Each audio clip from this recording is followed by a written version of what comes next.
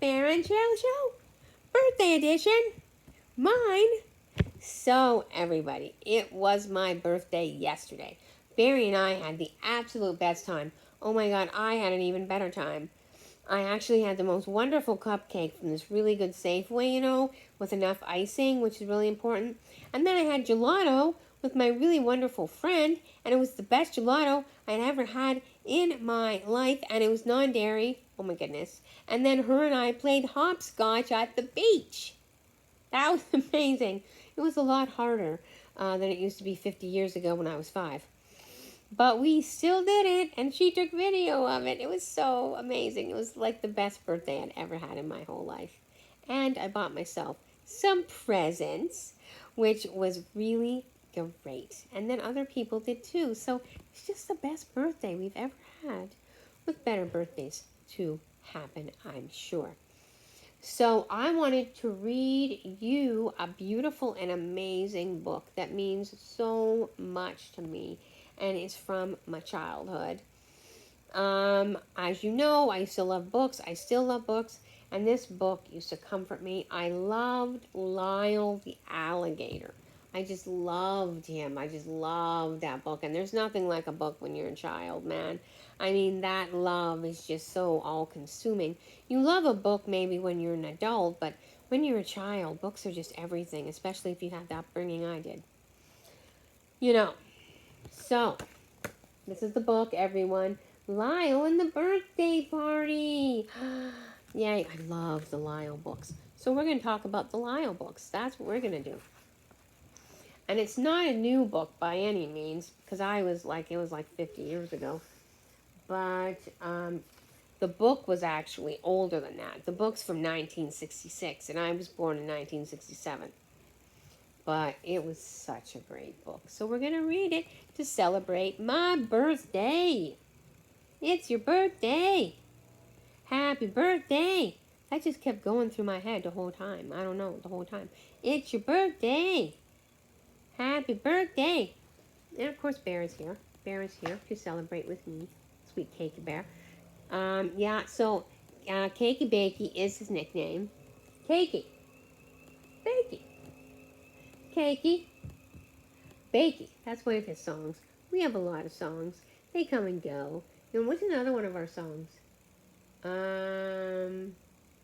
Yes. The bear is the best bear. Is that personal? Okay, Bear doesn't want to share that one because that's kind of a personal one. So we won't, but it's really good. So, but we are going to read this book.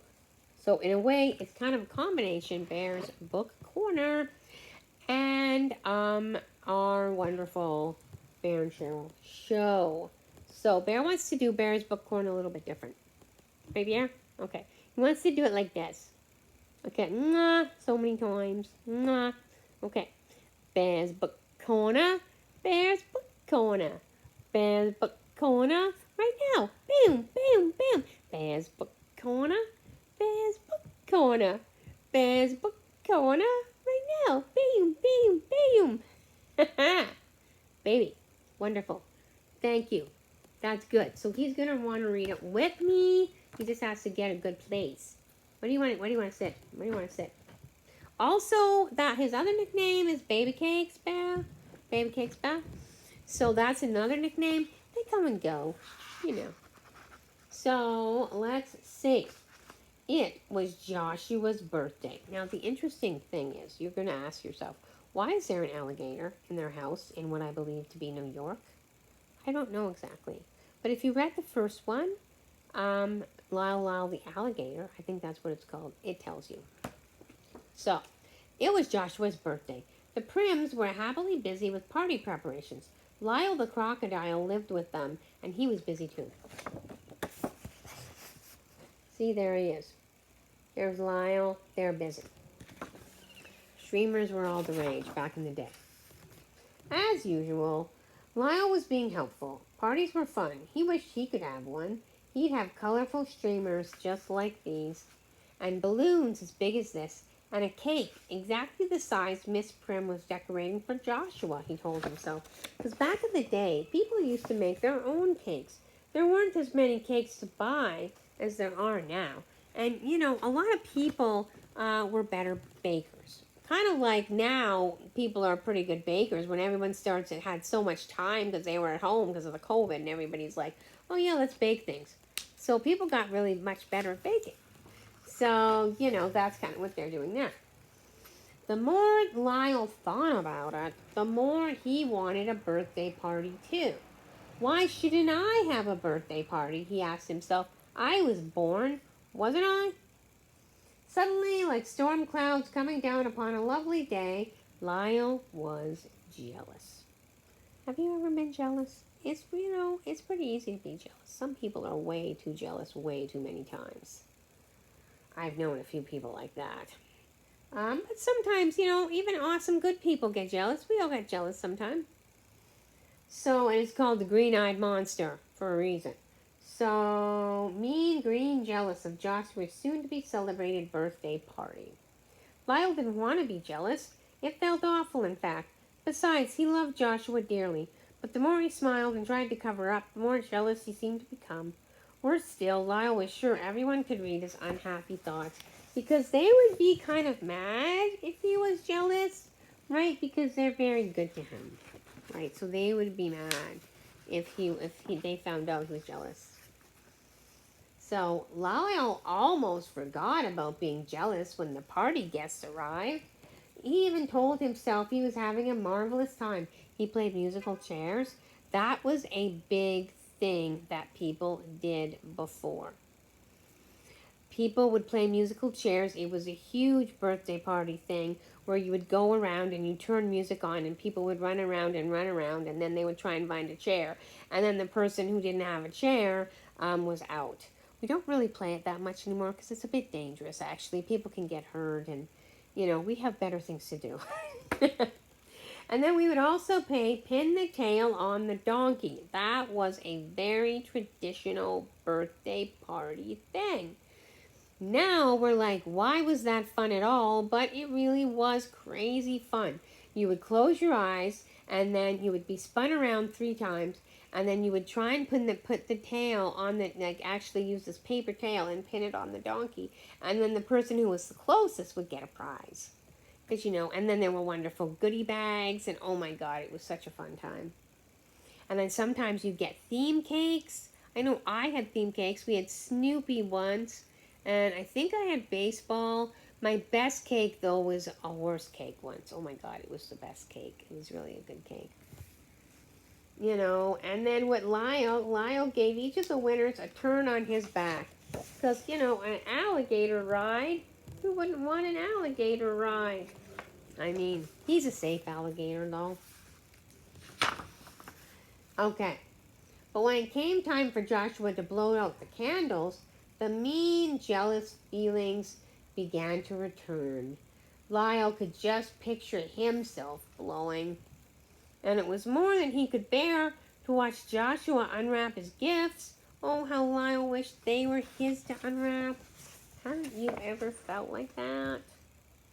You just want good things. I know I felt it too.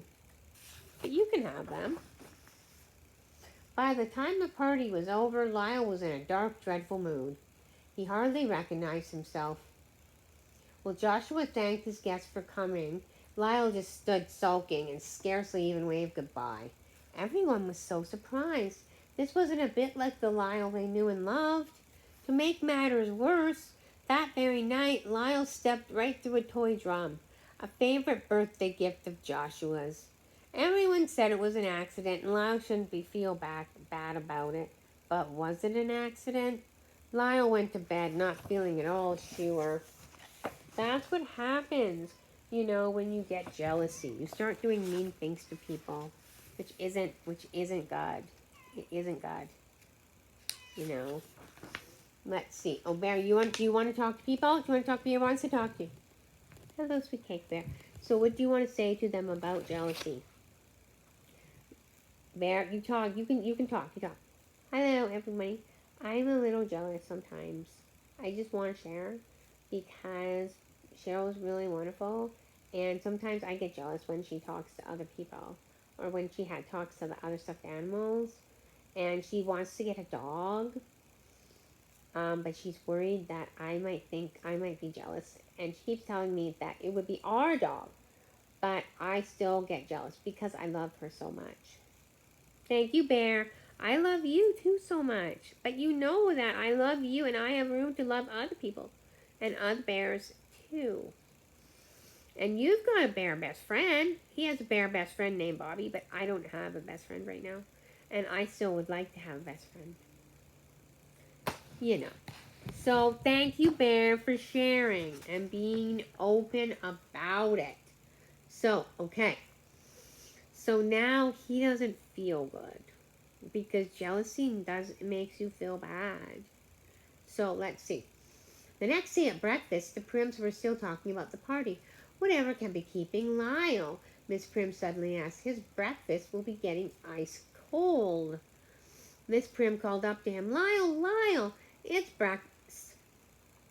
A very sad Lyle, feeling full measure of shame for his behavior the day before, made his way down the stairs. Something's wrong with Lyle. You know what? Something isn't wrong with Lyle. The people who actually feel that way and then absolutely have no shame, those are the people that something is definitely wrong with. Lyle is feeling bad because he didn't behave very well, and that's a good thing because we want to feel bad when we do things because then that's going to help us to not do it again. The people who don't feel bad don't feel bad. So that's not something that you want. He seems all right to me, said Mr. Prim. He isn't smiling, said Miss Prim. Perhaps he doesn't feel like smiling, Miss Prim replied. After all, he's only... Mr. Prim caught himself about to say human, because he isn't. He's an alligator. Oh, sorry, he's a crocodile. Not an alligator. Nevertheless, said Miss Prim, I do believe he's coming down with something. Now let me think. What has been going around? Chickenpox? Mumps? Measles? Oh dear, she explained. There was several cases of measles in the neighborhood. I seriously doubt that Lyle has measles or anything. For that matter, Mr. Prim broke him rather sharply. All the same, said Miss Prim, I'll just have a look at his throat. There, she said, just as I expected. It's pink and scratchy looking. It's always pink and scratchy looking, said Mr. Prim. Besides, it wouldn't surprise me if a good hearty breakfast cures whatever's ailing Lyle. But what do you guys think? Lyle's sad, isn't he? Why do you think he's sad? Yeah. Well, maybe because he was kind of a jerk yesterday. And, he's like, feels bad because everybody's been so good to him. So, everybody returned to the table, but Lyle only picked at his food and didn't seem at all hungry. There, did you see? Said Miss Prim. He didn't even touch a speck of food. Not one speck. Mr. Prim was off to work and Joshua off to school. Now, said Mr. Prim, Lyle's going to be all right. I'm quite sure of it. Now, Mrs. Prim didn't work, right? She was a housewife, which was a very big thing in the 60s.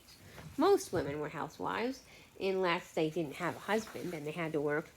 That was my mother. She didn't have a husband, so she had to work. But Lyle wasn't all right. He moped around all the entire morning. He didn't seem to want to go out. He didn't seem to want to do his chores. He didn't seem to want to do anything. Miss Prim wondered if she should call a doctor. But whom to call? Certainly not her family doctor. What would he know about crocodiles? What about the zoo? Now that's being sensible, she told herself. Surely someone there would know how to advise her. Although they might say, why do you have a crocodile in your upstate, upcountry house in the New York area? Might say that. But we'll see. We'll see what they say. Okay. Please, said Miss Prim, when she was connected to the zoo, my crocodile isn't feeling well today. Could you kindly recommend a good crocodile doctor? Where is this crocodile? The man asked. He's right beside me, here in the living room, said Miss Prim. Living room? Yes, said Miss Prim. You did say living room. The man made sure. Yes, living room. Please, continued Miss Prim. He must have a doctor. Well, the man hesitated. Yes, do go on, pressed Miss Prim. Well, there is a Dr. Lewis James on East 65th Street who is very good with crocodiles. Dr. Lewis James. Okay, thank you. Thank you so much, said Miss Prim gratefully. Because she doesn't know how to help him. And she wants to help him. And she doesn't know how.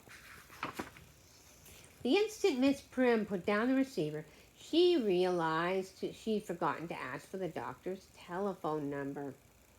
She wondered if she could call the zoo again and decided she would. No problem, really. She cheered herself on. His name is Dr. Lewis James. And Miss Prim stopped. Or had she caught the name correctly? Was it Dr. Lewis James or was it Dr. James Lewis? Whatever is wrong with me this morning, she asked herself. Lewis James, James Lewis, Lewis James, James Lewis. She recited it over and over again, trying to fit the two names like stubborn pieces in a jigsaw puzzle. Dr. James Lewis rather does sound more like it, but it's not right. Right? It's Dr. Lewis James. Hello, operator. Miss Prim was on the telephone again. Could you please tell me if there's a Dr. James Lewis on East 65th Street? Yes, there is. Because back in the day, there used to be this thing called operators. Now, I think they kind of do, but because the phones are so different now, they might not. But back in the day, phones were still kind of new. So, that's kind of important. So, let's see. Would you like to be connected with him? Oh, yes, please. Thank you, said Miss Prim. There, I was right, she sighed with great relief. But Miss Prim wasn't right. In fact, she couldn't have been more sadly wrong. Dr. James Lewis, she was about to speak with, although an excellent doctor for children, knew precious little about crocodiles. And the fancy name for doctors of children is pediatrician. That's the fancy name. Doctor, said Miss Prim when she was connected, my crocodile isn't feeling well today. Dr. Lewis was sure he hadn't heard the word crocodile. In fact, he was quite sure. But then the good doctor was accustomed to excited callers. Who did you say wasn't feeling well? He asked with his usual comforting bedside voice. Lyle, answered Miss Prim. Lyle, I see, said the doctor. Now tell me, how old is Lyle? I can't really be sure, said Miss Prim. You see, we found him here when we moved in. You found him? How extraordinary, exclaimed the doctor. Dr. Lewis took a necessary few seconds to collect himself before going on to his next question. Does he have a temperature? He asked. Well, I don't know, said Miss Prim. Well, does he appear flushed? Well, I can't be sure of that either, she answered. He's so green, His face is green? Asked the doctor. Well, he's green all over, said Miss Prim. Madam, the doctor gasped. That sounds like an emergency. Wrap him warmly and put him to bed. I'll have an ambulance come and fetch him. So, because he thinks, what does he think? What does he think, everybody? That he's a little boy, not that he's a crocodile. Miss Prim got Lyle to bed as the doctor ordered. Shortly after, the ambulance was at her door. The ambulance attendants looked in astonishment at the great green figure stretched out on the bed. Next, they looked at each other. What do you think? Whispered one. I don't know. What do you think? Whispered the other. Is your name Miss Prim? They asked. Yes. Is this the patient name Lyle? Yes. Is this East 88th Street? Of course. Miss Prim replied with growing impatience. What's wrong with them? They wanted to know. I just don't know, said Miss Prim in tears now. There, said the attendants. Now don't you worry, lady. He's going to be all right. But they don't really know if he's going to be all right.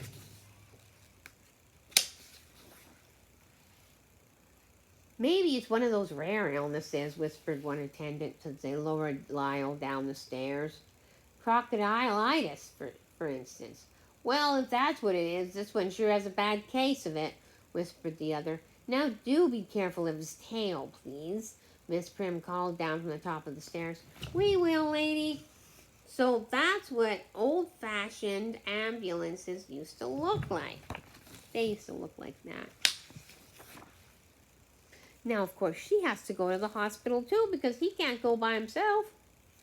I must not be feeling too well myself today, thought the lady in the hospital when Lyle and Miss Prim were brought to her. She tried not to stare at the new patient. It's not polite to stare, she reminded herself, and quickly got busy with questions. Patient's name, please, said the lady. Lyle, asked Miss Prim, looking around. Something was wrong. This hardly seemed a proper hospital for crocodiles. Lyle what? The lady wanted to know. Miss Prim grew even more suspicious. Just Lyle, she answered. He doesn't have a last name? Last name? Miss Prim repeated. Now she was sure a dreadful mistake was made. Well, how are you related? Asked the lady. Please, said Miss Prim when she found her voice. I'm sure Lyle wasn't meant to come here. I'll take him home at once. Take him home, said the lady. But you can't take him home. Not without his doctor's permission. Rules are rules, you know. So where is he? He's in a human hospital, right? He's not in an animal hospital. He's in a human hospital. So it was that Lyle became a patient. He was dressed in a hospital gown and put to bed. They had more room in the hospitals before than they do now, for plenty of reasons. We won't go into those right now. Good morning, said his nurse the following day. Time to freshen up. It was still dark outside. Lyle hated to wake up. Come along, lazy bones, said the nurse. My, what large teeth you have, the nurse remarked. We mustn't bite the thermometer. So does she think Lyle's a child? I think she does think Lyle's a child. Let's see. After breakfast, Lyle was too restless to go back to sleep. Besides, he's too curious about this big, strange place that was the hospital. Although they were surprised to see him, the other patients took to Lyle immediately. Please, said one, would you raise my head so that I might read? Lyle was glad to be of service. Please, said another, would you lower my shade? Because the nurses were, probably busy back then. Maybe. Lyle spent the rest of the morning pouring glasses of water, changing television programs, and giving aid whenever it was wanted. So Lyle became like a nurse's aide, right? He helped people, which is really nice. Oh, hang on. When he discovered where they were, he particularly enjoyed amusing the children. More, they called as Lyle danced, leaped, and did handstands, headstands, and somersaulted about. Have you ever seen a crocodile do that? Where do you think he is? Is he in the children's ward? Maybe he is. Let's see. To his, theirs, and everyone's great surprise, Lyle's last and best somersault landed him kerplunk directly at the feet of Miss Prim, Dr. Lewis, and the nurse, the three of whom had been frantically searching for him. The nurse scolded Lyle for being out of bed. Lyle, she said, you're supposed to be sick, remember? Lyle smiled. He wasn't feeling a bit sick. Doing for others had made him feel good again. In fact, so good, he completely forgot about being jealous. So this is the famous Lyle I've been hearing so much about, said the doctor. I would say his health seems most improved. Don't you agree, Miss Prim? Miss Prim agreed. In fact, the doctor said, I would say Lyle appeals well enough to go home today. Doctor, I'm so sorry for the trouble. Miss Prim began to apologize. Don't be sorry, the doctor interrupted. It seems to me Lyle is the best medicine our patients have had in a long, long time. So maybe, crocodiles should visit hospitals more often. Let's see. Lyle made many friends during his short stay at the hospital. Goodbye, they called out. Come back again. But only for a visit, mind you, Dr. Lewis added with a somewhat nervous chuckle. Several days later, returning from a shopping trip, Miss Prim had something important to tell Lyle. Lyle, she said, did you know there was something very special about today? Lyle didn't know. Well, said Miss Prim, today marks an anniversary. Exactly 3 years since we found you. And surprise! There was going to be a party to celebrate. Lyle's party.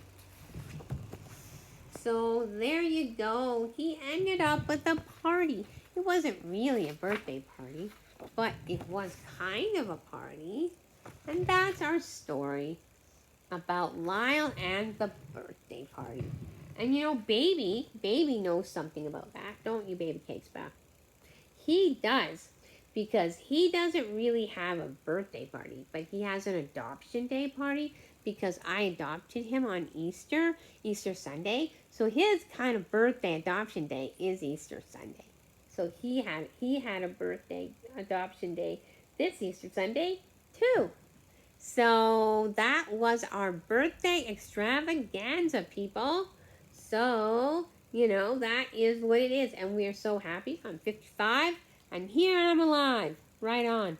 So until we see you guys again, the Bear and Cheryl Show. Birthday edition.